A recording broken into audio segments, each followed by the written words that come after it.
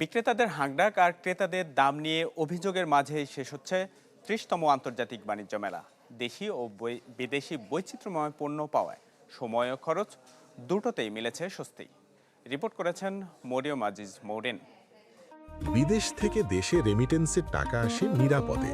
তাই আজই আপনার আপনজনকে বলে রাখুন, রেমিটেন্সের টাকা যেন শুধু নগদেই পাঠায়। বেসরকারি চাকরিজীবী বদরুজ্জামান এবারের বাণিজ্য মেলায় এসেছেন স্ত্রীকে সাথে নিয়ে। দেখছেন বিভিন্ন স্টল, কিনছেন প্রয়োজনীয় পণ্য।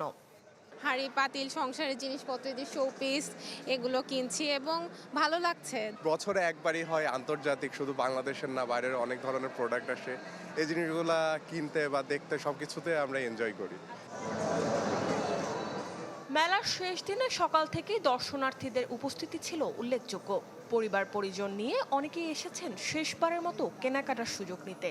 ক্রেতারা বলছেন, একই ছাদের নিচে এত বৈচিত্র্যময় পণ্য পাওয়ায় সময় ও খরচ দুটোই সাশ্রয় হচ্ছে। বিভিন্ন মার্কেটে আলাদা আলাদা যেতে হয়, আর এখানে আমরা সবকিছুই পেয়ে যেতেছি। আমরা যা যা চাই কুকারিজ থেকে নিয়ে একবারে ঘরের যাবতীয় জিনিসপত্র সবকিছু এখানে পাওয়া যায়। এখানে আসছি বাবার সাথে আনন্দ করতে আর কি।